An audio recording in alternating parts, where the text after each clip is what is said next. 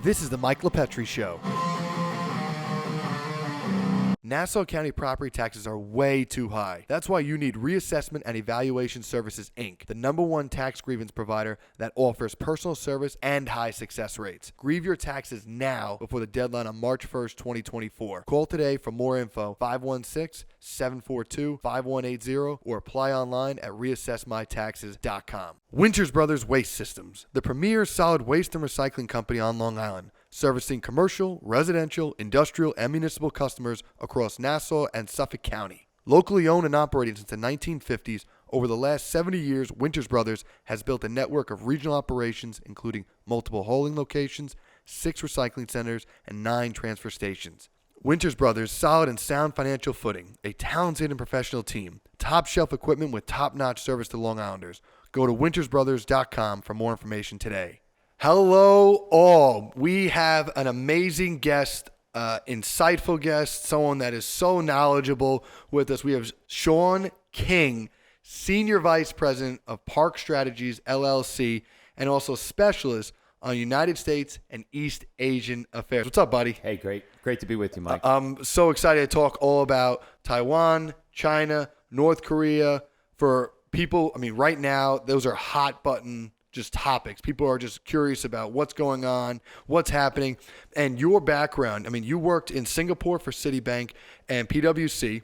Thereafter, you went to work for U.S. Department of Commerce, where you served as senior advisor for Asia in the commercial service. And then in 2022, you were a visiting fellow in NTU, which is a Singaporean university, for a think tank there. Correct. And what topics were you working on when you were in that? Korea and Taiwan. All about Korea and Taiwan. Yeah, so South Korea had a presidential election in March 2022, and this guy named Yoon Suk-yeol won by 0.7%, and he's like the most pro-American president in recent South Korean memory. So I had a presentation open to the public on whether or not he's really realigning South Korean policy fully with the United States, and then I gave a private lecture, probably because it was too sensitive and hot. They didn't want people coming in. Yeah. On the after effects of Nancy Pelosi's August 2022 visit to Taiwan. Yeah, that was a big hot button issue for that happening. Yeah. And I mean, in Taiwan, I mean, that you just talked about an election with South Korea, but now just recently we just had an election with Taiwan. January 13th. January 13th had a Taiwanese election, but what was why is that so monumental of what happened? Well, Taiwan is clearly the most hot button sensitive issue between the U.S. and mainland China. And it's in the first island chain, which kind of provides a defensive wall against mainland Chinese expansion into the Western Pacific. So were Taiwan to fall to Beijing, it would forever change the security landscape of East Asia. But every 4 years, Taiwan has a direct presidential election, which they've had since 1996. And in the incumbent vice president, William Lai, he won with 40% of the vote, because this time there were 3 candidates. There was the traditional opposition, Kuomintang, which sees Taiwan more of like a greater Chinese story. Then you had the incumbent Democratic Progressive Party, which despite the name is not what it sounds like here. Yeah, it's not the same progressive. No, I mean, socially progressive. You know, Taiwan's the only jurisdiction in East Asia with same-sex marriage, and they have some environmental progressive. They're very anti-nuke, for instance. But on security, they're furthest to the right. They're the most pro-American, anti-PRC party on Taiwan. It came out of an opposition movement during the martial law period in the 70s and 80s. So, and then there was a guy named Ko Wen-je, the former mayor of Taipei. He tried to be in the middle, and we're still not sure where he took most of his votes from, but he probably got most of the votes from disaffected youth who would have voted for the ruling party. So the incumbent vice president ended up not with a majority, but with the plurality and 40% of the vote. Most tellingly, though, they lost the legislature. So you're going to have, for the first time in over a while, you're going to have divided government on Taiwan. So May 20th, he takes office. He's going to be the new president, continuing the rule of the DPP, Democratic Progressive Party. But now you're going to have the opposition, KMT, Kuomintang, with a slight majority in the legislature. And that means they're going to block a lot of things, like maybe hold up budget for defense purchases from the United States, maybe less parliamentary exchanges with European parliamentarians who want to come over. Maybe some more mainland groups will come visit. And also, there are going to be a lot of investigations of things that the DPP did during its last 8 years in power. So Taiwan's going to be divided government and some gridlock going forward. So, and let's talk about Taiwan in general, because so many people hear it, they talk about it. First off, it's not called Taiwan is not a country. Technically not. Now, Secretary of State Tony Blinken has twice referred to Taiwan as a country in congressional testimony, and I appreciate the sentiment, but technically it's not. What is this? What's the situation with that? Well, so like 1,000 years ago, Taiwan was populated by natives, Austronesians, which are today called Aboriginals. Okay. Then about 500 or 600 years ago, Chinese migrants started coming there for fishing and other purposes. Then it was home to a Dutch colonial settlement, then Spanish, and then it became its west coast became a prefecture of Fujian province in China in the late 17th century. And then it was surrendered to Japan as a part of the Sino-Japanese War in 1895 until it became Chinese again in 1945. Okay. So even though Beijing will tell you, like when they reacted in fury over Nancy Pelosi's visit, that Taiwan has been Chinese since ancient times, it's actually only been Chinese for 217 years and for only 4 years since 1895, or at least controlled by the mainland. So it was returned to China. China got control of it again after World War II with U.S. support in 1945. And then when Chiang Kai-shek, our ally against Japan in World War II, lost the Civil War on the mainland in 1949, he retreated and relocated his government to Taiwan as like in quasi-domestic exile, hoping to retake the mainland one day. So the government on Taiwan is actually the Republic of China government. It's a nationalist government for all China, but that only exists on Taiwan and a few other islands and assets right now. So it's not a country as Taiwan. It's like an alternate parallel Chinese regime called the Republic of China, ROC. But only a handful of governments still recognize that because you have to choose between either Taipei or Beijing. And until 1971, that government on Taiwan held the Chinese seat in the UN, and we recognized the government on Taiwan as the sole Chinese government. But then in an effort to split the communist world in two, we switched recognition in 1979 from Taipei to Beijing. And that's what we call our one China policy. It doesn't mean which is different from one China Beijing's principle, one China principle. Yeah, let's separate that. So when we have a one China policy, the United States, right? And then you have China's one China principle. What are let's show these differences because you just went through an insane history that so many people listening to this are going to say, okay, I'm more knowledgeable than 99% of people on this topic already. But now let's focus because what I'm getting at is essentially what's the big deal with Taiwan and how do these policies interact? How do they conflict, etc.? So let's focus on, I want to hear about the United States one China policy, Beijing, China's one China principle, and then also why Taiwan is so important for the United States. Well, Taiwan's important for Taiwan too. I mean, it's important that we do what the people on Taiwan want. You know, that now the people on Taiwan tend to be very pro-American and they want to stay close to us. But we first have to think about what's right for the people on Taiwan first and foremost. And let's start with Beijing's One China principle and work backwards. Okay. Beijing says that Taiwan is historically part of China and that its government, the PRC, Communist Government Beijing, is the sole rightful government for all said China. Which we just disputed about the history with Taiwan. Right. Okay. Now, it has been part of China at different times, and there are people on Taiwan who consider themselves Chinese or want to be part of China. That's up to them. Either way, the PRC, as the Communist Government Beijing, has never had jurisdiction over the island. The People's Liberation Army, Mao Zedong's army, and Mao himself never set foot on Taiwan. When Chiang Kai-shek retreated there in 1949, they lined up 20 divisions in Fujian province to cross the strait and retake it. And probably we would have let them because we were focused on Stalin and Europe. But once the Korean War broke out, we realized how important Taiwan was to the Korean War effort in holding communism at bay.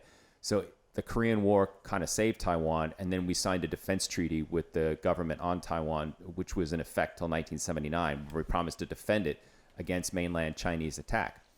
What the U.S. One China policy says is we don't take a position whether or not Taiwan's historically part of China. And that's because in 1952, at the Treaty of San Francisco, when Japan formally surrendered Taiwan and other territories it had taken during its imperial era, neither Chiang Kai-shek's government nor Mao Zedong's government, neither the nationalists or communists, were invited to the treaty signing. So there was no Chinese government that signed the Treaty of San Francisco. So we consider that no Chinese government received Taiwan once Japan surrendered it. So the official U.S. policy is that Taiwan's status is undetermined. Interesting. So even when we recognized the Republic of China government on Taiwan until 1979, we didn't recognize Taiwan as its territory or jurisdiction. We just chose to recognize one Chinese government, and until 79, it was the government that was in Taipei. Now we recognize the government in Beijing, but we don't take a position on whether or not Taiwan is its jurisdiction or part of China. We acknowledge the Beijing position. It's like, okay, we hear you. We know you feel that way, but we don't necessarily do. So we acknowledge it, but we don't accept or recognize it. Post 79, though, you just said that was in place. The agreement was in place until 79. But what happened after 79 then? So when Nixon went around Chiang Kai-shek's back and went to Beijing in 72 to split the communist world and to get Beijing's help to get out of Vietnam with some kind of grace and dignity. And it sent shockwaves all across Asia because we felt like we were betraying our own treaty ally because we went to their enemy without telling them, basically. Mm-hmm. And Ronald Reagan was sent there to calm down Chiang Kai-shek and tell him everything was okay. And Reagan later admitted he really regrets having done that because he knew that they were screwed in the long run, that we were moving toward de-recognizing Taipei as the sole Chinese government and moving that recognition to Beijing. Because at the time, both sides claimed to be the only Chinese government. And if you recognize mainland China, the government on Taiwan, Chiang Kai-shek, would have broken relations with you anyway. So it was an either-or choice. In fact, George Bush Sr., when he was U.S. ambassador to the United Nations in 71, when this issue came up, who was going to have the Chinese seat, because more of the communist and non-aligned world was getting the votes together to kick the Taiwan government out and seat Mao Zedong's government, George Bush Sr. floated the idea of having two Chinese states, two Chinese seats in the UN, but give Beijing the Security Council seat, which Chiang Kai-shek's government had. Because only a year later, both German governments went in, and in the 90s, both Korean governments went in. So why not have dual representation? But Chiang Kai-shek said, no, either I'm the government for all China or I'm leaving. So a lot of people like to say that Taiwan was kicked out of the UN in 71. First of all, Taiwan was never in the UN. It was the Taipei government as China. And they weren't kicked out because before the vote was taken, they left. And they said, you can't fire me, I quit. So They walked out. But in 1990, what's tricky about this Republic of China issue is that the constitution that's in effect on Taiwan was originally written in 1947 for all China, when Chiang Kai-shek and the nationalists, our ally, controlled the entire country, and Taiwan was under its control and jurisdiction. So that constitution is only in effect on Taiwan right now, but it's written for all of China, even though the boundaries of the country are not defined on the document. So in 1991, so that people within Taiwan could vote, while they still claim sovereignty over what all China is, this is the government on Taiwan, yes, they acknowledge that as of today, until further notice, its jurisdiction is limited to Taiwan and other areas it controls. This would allow them to give the people the right in Taiwan to vote. And they call this the free area of the Republic of China, or the Taiwan area of the Republic of China. So since 1991, the government on Taiwan is open to the idea of having formal diplomatic relations with another country, even if they already recognize Beijing. But Beijing refuses it.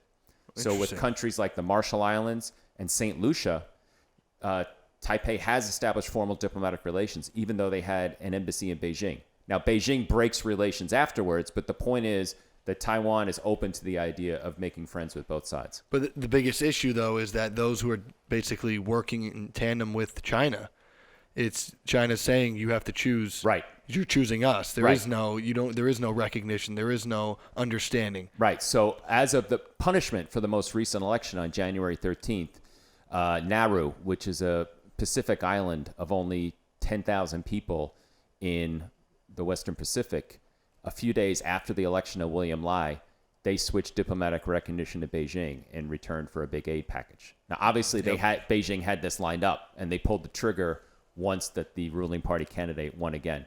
And we expect the next domino to fall will be Tuvalu, another nation of only 17,000 people, basically the size of Seaford in the Western Pacific.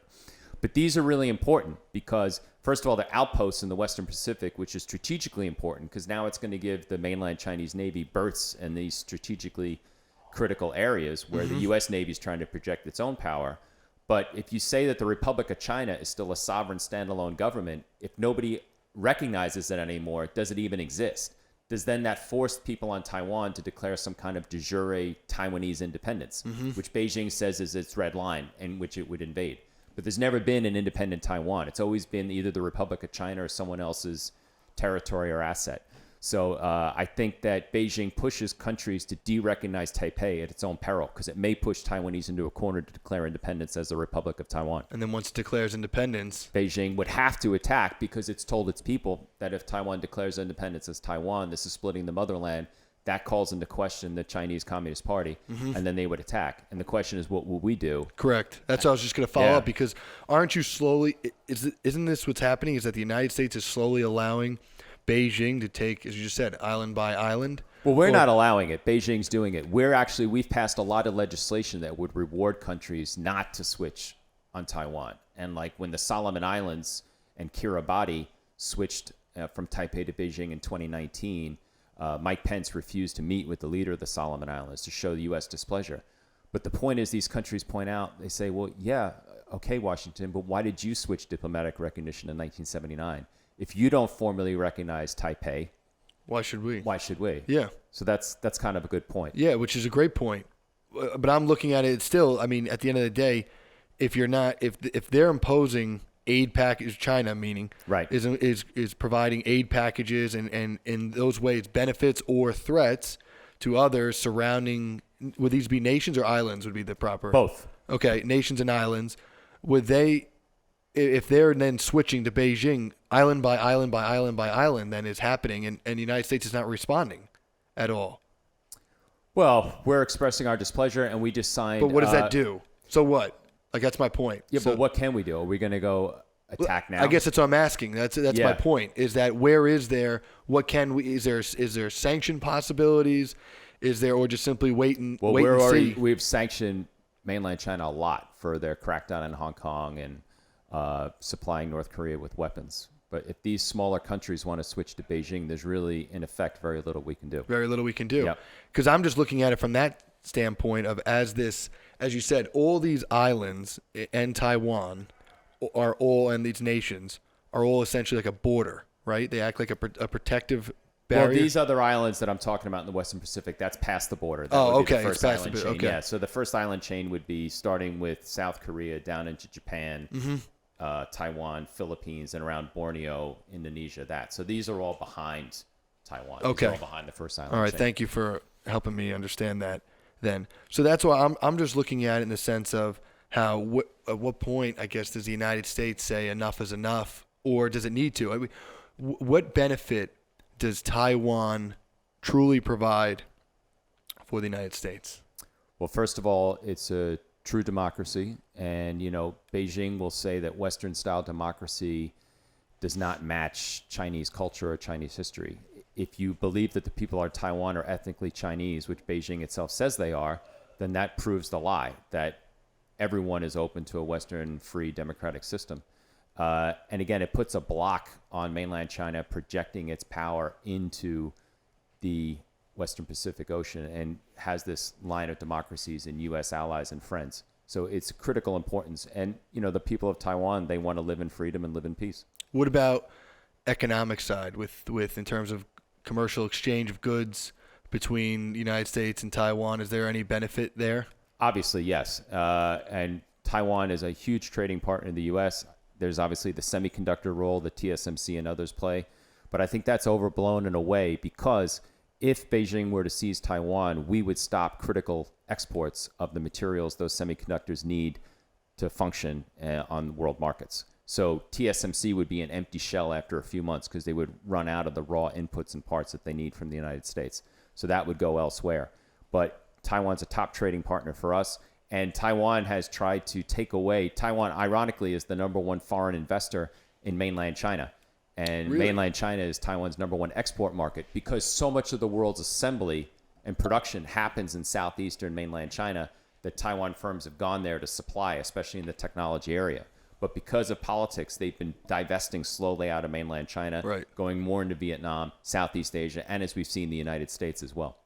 So, I've seen also recently there's been a focus more on creating these semiconductors here Yep. in the United States instead, in order to basically hedge what's going to happen with China and Taiwan. Is that accurate what I'm saying? Or Yeah, and I think the administration wants to show that it's bringing jobs home, bringing technology home, but there's a lot of frustration on Taiwan about that. They feel like we're obligating Taiwan to do that. Like in exchange for protection, we're saying you have to invest semiconductors. And I know TSMC has had trouble finding the correct skilled labor to fill these jobs, and they run into some regulatory headaches here. So a lot of Taiwanese resent the fact that TSMC has to build a plant in Arizona.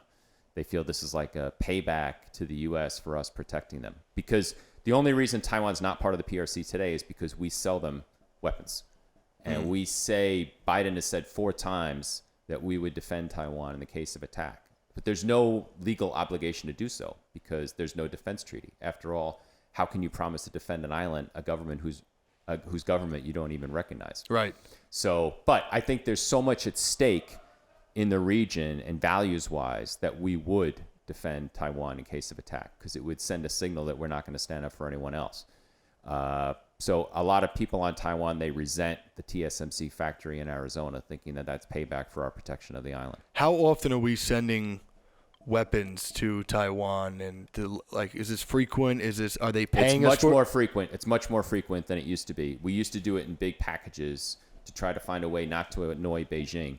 But starting under Trump and continuing under Biden, it's just rolling whenever things become available or they want them. And in July, we actually send it through a special foreign military assistance program that we usually reserve for governments that we recognize. And we just send them stockpiles. And they do pay us for it. Right. But, yeah. And again, that money goes to U.S. defense contractors. Okay. All right. They're all paying for that. That's fascinating. Now, with that overlap. And now with the United States and Taiwan being commingled with each other, but there's also China and then North Korea, right, that are also having basically a marriage of some sorts or a partnership here. And then likewise with Russia and North Korea. Recently we've seen as well where there's been, I know Russia just got 400 surface-to-surface ballistic missiles from North Korea.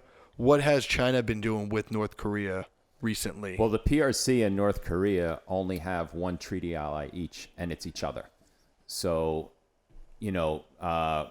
after we dropped the bomb on Japan, Stalin moved into Korea. For some reason, he agreed to divide the country along the 38th parallel when he probably could have taken it all for himself.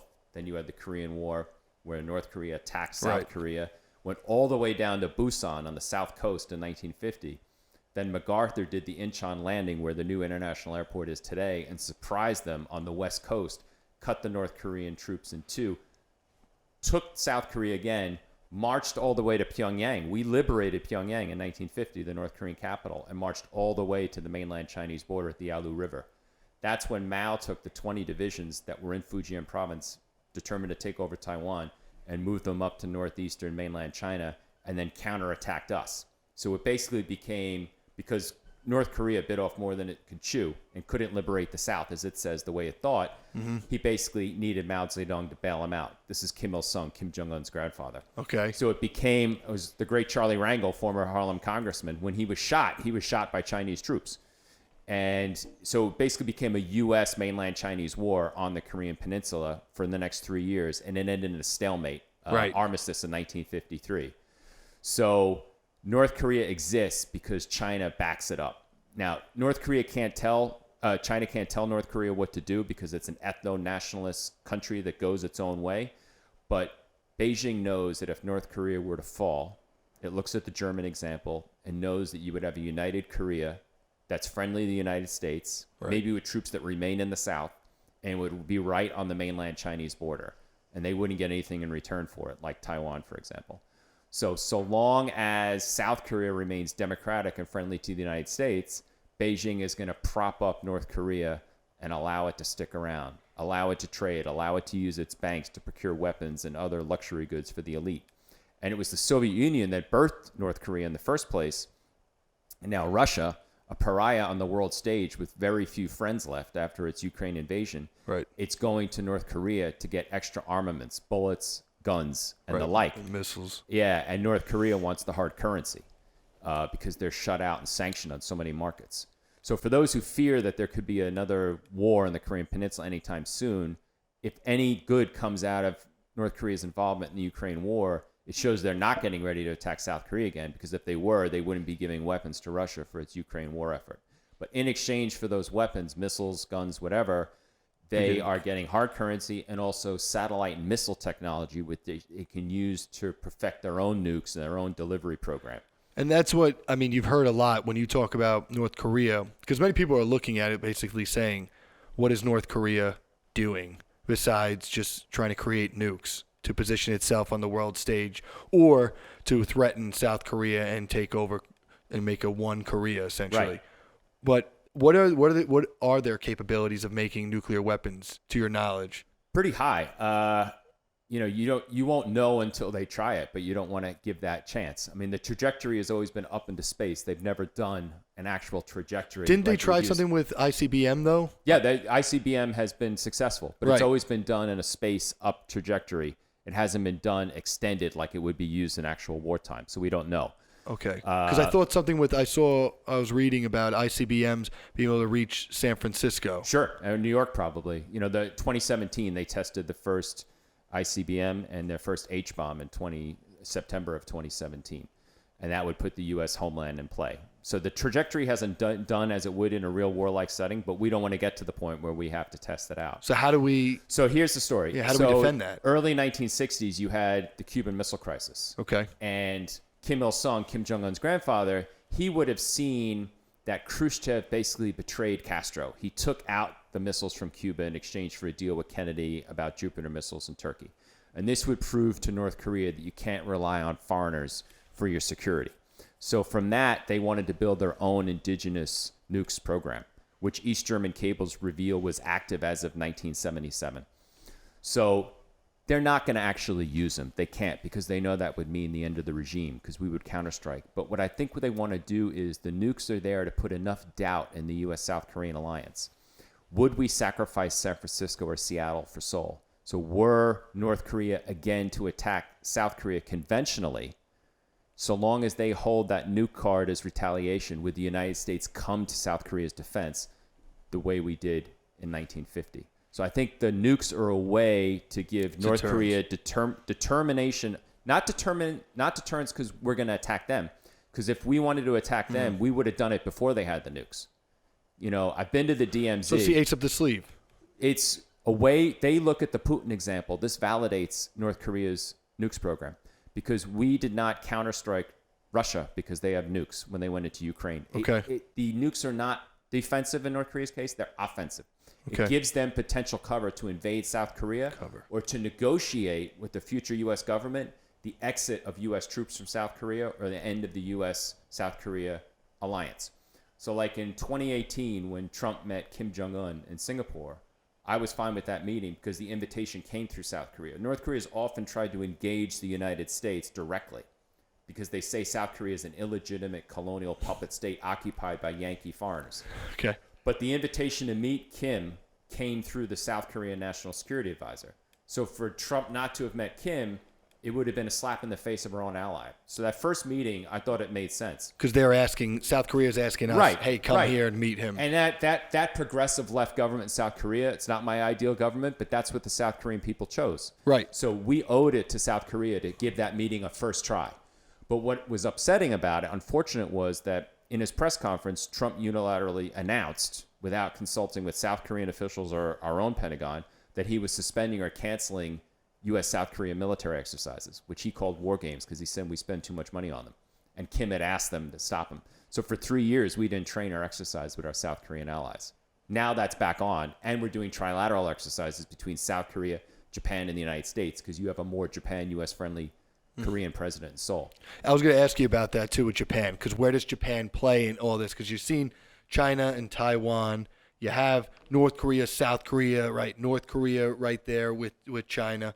But there's also Japan. Japan is our most important ally. Japan's still there. And I feel like that hasn't gotten enough conversation or talk about it in the public arena, where people just keep saying China, Taiwan. It's almost they keep seeing it as just binary as opposed to multi. So I really wanted to talk about where now Japan plays in all this. Well, Japan occupied both Korea and Taiwan during World War II era and the first half of the 20th century.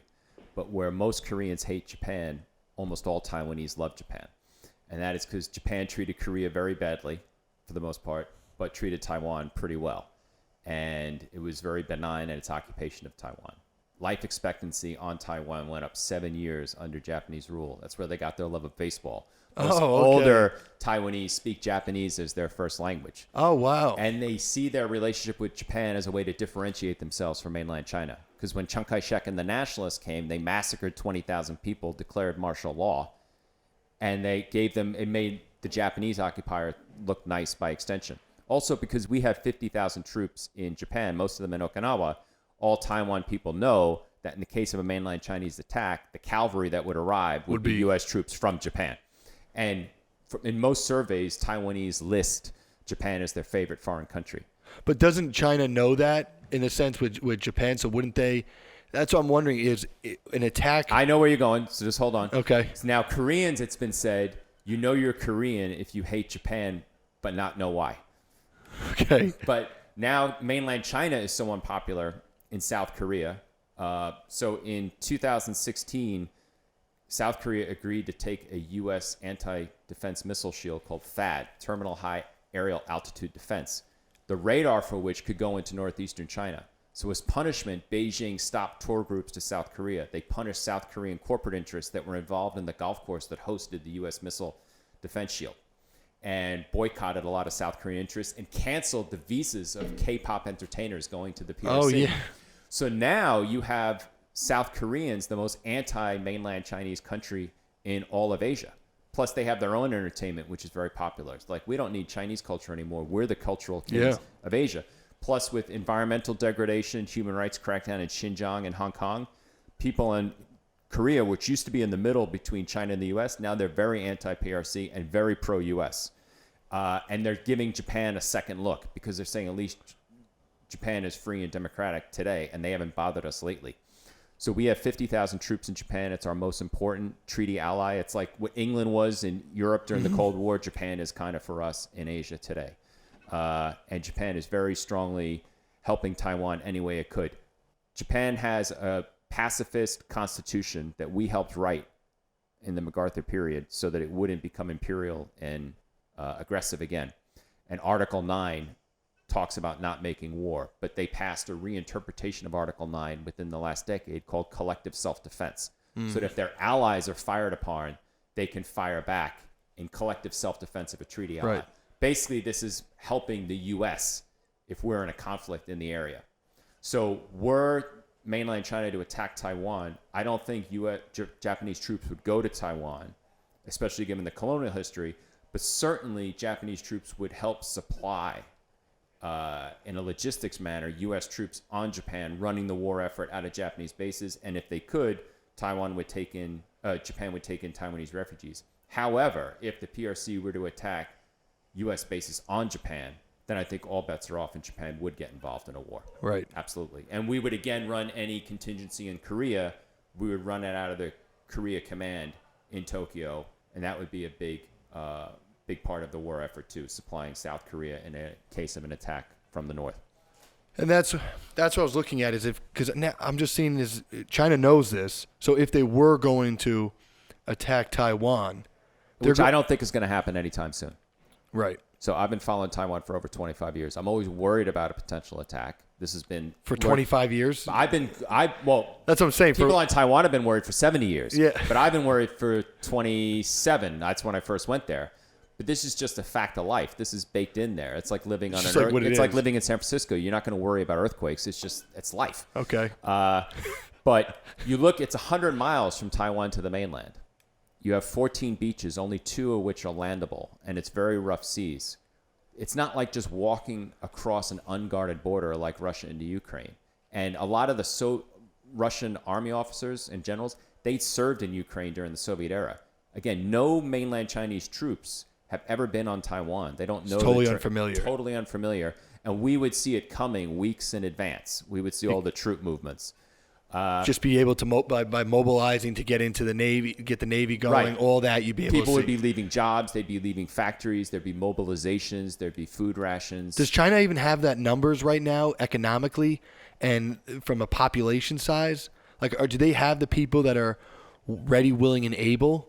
Or They have a very large army. I'm not a military expert, but all I know is that mainland China has not fought a war of any kind since 1979. Yeah. Which they lost to Vietnam in the South China Sea. to Vietnam? Yeah, they lost. So we, for better or for worse, are very well versed in war. We're very well trained, and I think eventually mainland China wants to move on Taiwan, but I don't see them provoking it now because Xi Jinping, he just moved heaven and earth to get an unprecedented third term as leader of the Communist Party in the country. Why would he provoke a war he won't necessarily win, which would jeopardize his rule and that of the entire party And his legacy. Right. I mean, after all, how many years has he served right now? 10. And he's got how much more? As many as he wants, probably, as long as he can live. Probably like at least another 10 Yeah. is ahead of him. So the last thing he wants is over 30 years, he goes in the wrong time Right. with the wrong situation, blows it, and then now he's done. Now, I think they want to, suck Taiwan in with honey and riches, but the thing is, nobody on Taiwan wants unification with the mainland, at least not under that system. So I think he wants to leave office, at least thinking he's brought Taiwan somewhat closer to the mainland than when he came in. But I don't think he's going to provoke a war that right now he would most likely lose. And Japan is so key because now that you have a Korean president who's more open to Japan, Biden at Camp David last year hosted for the first time ever a trilateral summit with the Japan. South Korean president, the Japanese prime minister, and himself, where they agreed to all these trilateral exercises and collaboration. So for the first time in recent memory, we have these three major democracies on the same Which side. is huge. It's huge. Yeah. Now, if Trump wins again in November, he may tear it all up. Or if a liberal government comes into South Korea in 3 years, they might walk away from it. But Right. for now, Never know what the we have the administration's. three major democracies all on the same What about side. Japan's administration? They're Very stable. Stable. They'll only go from one leader or one faction to another within the ruling Liberal Democratic Party, but it's a Democratic one-party state. okay. There have only been 2 moments of opposition rule, and they were both very ill-fated. So you're just going to go from one LDP faction to the all, and they're all generally pro-Taiwan, anti-PRC, and pro-U.S. That's fascinating with this. With China, you've heard a lot about the Uyghur Muslim Yeah. topic and what's happening with their concentration camps, quote unquote. Is that all accurate? What's been going on there, to your knowledge? To the best of my knowledge, that's all accurate. So the way that mainland China basically bans all form of religion, whether it's the Falun Gong meditation, whether it's taking down crosses off churches in Xinjiang province. If you want to go to a real Catholic church, you have to go to an underground Catholic church. The only churches you can attend in public are called the Chinese Patriotic Church, where they say things like Mao Zedong is in heaven. Wow. And Rome doesn't acknowledge it. The Holy See is one of the few governments that recognizes the government on Taiwan, which is a bastion of free religion. So like when I was in Beijing, I'm not a very good Catholic, so I don't go to Mass. Sorry, Mom. But when I was doing extended stay at the U.S. Embassy in Beijing, my host was a very devout Catholic, which is, I don't know why he went to Michigan instead of Notre Dame, but nobody's perfect. But when he went to Mass on Sunday to a real church, which foreigners are allowed to go to, he would have to take his passport to Mass every Sunday to prove that he wasn't a mainland Chinese citizen, because mainland Chinese aren't allowed in the real Catholic churches. Wow. So you have the Chinese Catholic Patriotic Church. So any religion is seen as a challenge to party orthodoxy, which is officially an atheist state, even Buddhism. So you have Islam in the western part of the PRC, Xinjiang. It's seen as a threat to party orthodoxy. So they're re-educating people, trying to make them only speak Chinese and trying to make sure there's no ethnic separatism whatsoever. So there have been these massive re-education camps, and they've been uncovered with a lot of document dumps and exposés. Yeah, I've also seen too on the social media front where people have been with TikTok specifically and being controlled by China. China controls its businesses. Those that operate within the country are therefore under the guise of government. Is that right? I don't Or know. Quasi. I think it's a lot of gray area. I think most mainland Chinese businesses are out to make money. The difference is when push comes to shove, they're answerable to the government. Right. Okay. So they may not be pushing the government line always, but when the government knocks, they're going to answer. They're not going to go to Congress and complain and refuse to turn over things. Right, or go through a lawsuit or file suit, et cetera. Right. So here we pride ourselves on people debating with the government, opposing the government, or speaking up. There's none of that in the PRC. So most companies are out to make a buck. But when the government comes calling, they're going to answer. That's the difference. So where do we go from here? We meaning where does the United States go from here as we move in 2024 over this next year with building relationships, positioning ourselves? What would you recommend are the best steps forward for the United States, and what should be maintained and what potentially should be changed? Well, I think that starting with the Trump administration, we really made an aggressive outreach and push to Pacific Island nations in cooperation with Japan and Australia, and Biden's continued that. We should keep doing that. We should continue our strong relationship to Taiwan.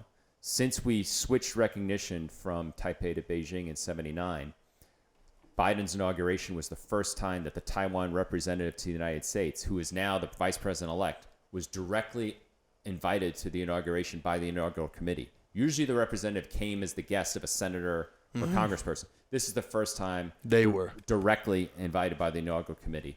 These kinds of shows of support are important. It reminds people in Taiwan we're there with them and we stand for certain values and principles. We should continue to create fora where Japan and South Korea can cooperate and work together. It's up to them to make that choice, but so long as they're willing to, which they are now, we should, like the Camp David Summit and these trilateral exercises, continue that. And we should, wherever possible, crack down on trade with and to mainland China. Try to do as little business with the PRC as possible. Okay. Don't demonize the Chinese people. They're our friends. But where possible, not do business with mainland China and do as much trade and investment as we can with friendly countries on China's periphery. And that's where I thought one of our own goals or big mistakes in recent memory was in January 2017 when President Trump took us out of the Trans-Pacific Partnership. So the Trans-Pacific Partnership, or TPP, something that we started looking at under George W. Bush's administration and entered under Obama, was a 12-nation free trade agreement that did not include mainland China. And it was a way to give companies and countries options around and over the PRC. And Trump mistakenly thought in one of the Republican primary debates that China was in TPP. And Rand Paul had to correct him. And he said, all right, fine, have it your way. Like, all right, whatever. So, but he is against all multilateral agreements. And so he took us out. And then Biden won't go back in because he's afraid of labor unions. So that is leaving money on the table. Britain has since joined it. Oh, interesting. Because they have a thing called Pitcairns, which is a small Pacific Ocean territory. They've used that as a hook to get into it. Now, it's only 1% to 2% of their trade, the area, but it sends an important signal. That is, Beijing is cracking down and taking away whatever freedoms there were in the former British colony of Hong Kong, that Britain is now joining with other democracies and like-minded nations in Asia Pacific to trade more. I would love to see us get back into TPP in addition to all the military hard power. But we're probably not going to, because you have sort of like a nationalist isolationism on the right, and then you have a fear of organized labor on the left. But I'd love to see us get back into TPP, which Japan's taken ownership with, continue arms sales to Taiwan. For the first time in over 30 years, we sent a nuclear submarine to South Korea. Keep up with that. We've resumed the military exercises. Right, keep up with that. Yeah, keep up with that. Just keep going. And, sanctioning mainland Chinese and North Korean officials on human rights and weapons transfers. Would you also, those companies you were talking about not doing any business with mainland China, would that mean all those businesses, like regular businesses that are from the Chinese people who own it, that means no more business with them then? I'm not saying no more. I mean, that's unrealistic, but we should be looking minimize for minimize. We should be looking for alternatives. We should look for alternatives and incentives whichever way we can to do business with countries whose governments share our values and basic strategic outlook. So Vietnam's allies, not always, because Vietnam's not an ally. Right. Taiwan legally is not an ally because we don't recognize the government. Fair. Finland's now an ally, but Sweden's not until Orban and Turkey and Hungary let them join NATO. But we should at least be going and doing more business we can with like-minded countries. No, Vietnam's no bargain because it's a one-party communist state. The last time I checked, Vietnam's not trying to invade one of our friends. Right. And at least they're setting up for the rule of law in the South China Sea, which thankfully the Philippines is. Again, that's another great story. Because when Rodrigo Duterte, the anti-American president of the Philippines, came in 2016, they won a tribunal against Beijing on the South China Sea. And he basically didn't take, because he was so anti-American, he took China's side on the South China Sea. But now you have Bongbong Marcos, who we thought was going to be Duterte 2.0. He's turned out to be very pro-American. That's great. Very friendly. And he's actually given us the right to use 4 bases on the Philippines in case of a Taiwan contingency. And they're speaking up for their slice of the South China Sea again. And have we took him up on that offer? Absolutely. Yeah. Lloyd Austin was there to sign the deal. It's fantastic. Yeah. See, and that's what I like to see, is because you want to position yourself, United States, where you're not. The biggest problem is people always want to make sure that the United States is not offshoring Americans with employment, jobs, et cetera, the sector. But at the same time, we also have to be balancing with our status throughout the world and making sure we're protected in every way, and our allies whom we trade with and conduct business with and position ourselves to maintain our strength and peace and security within our nation, that still is maintained and protected, correct? That's listen, that's the dichotomy we're working with. We're still only 5% of the world's population. But had we stayed in TPP, those 12 countries would have constituted 40% of world GDP. That's how important we are economically. But most of the world's markets and customers are outside our borders. So we're going to have to accept the fact we can't do it all ourselves. So if we're going to do it, let's do it with our friends and allies and work more cooperatively. And also we get more immigration, we get more talent coming here. As Van Jones said on Bill Maher last week, when you look at our Olympic team, it's the Muppet Show because we have everybody from everywhere. And that's our strength. And most free markets around the world are built on some version of the U.S. model. And I know a lot of people in this country no longer like the United States. But the good news is when you go to most places in Asia, they do love America and they want us to be more involved and they want to stay. If you look at public opinion surveys on the United States versus China in places like Taiwan, Philippines, Japan, South Korea, it's like 3 and 4 to 1 pro-US. So if you want to feel good about your country, take a trip to Asia one day. I love that. Ladies and gentlemen, Sean King, the specialist in our U.S. East Asian affairs. If you want to chat with him, reach out to him. Go to sking@parkstrategies.com. And for more, he's a great guy. As you can see, super knowledgeable. Sean, thanks for coming on, buddy. My pleasure. Thanks, Mike.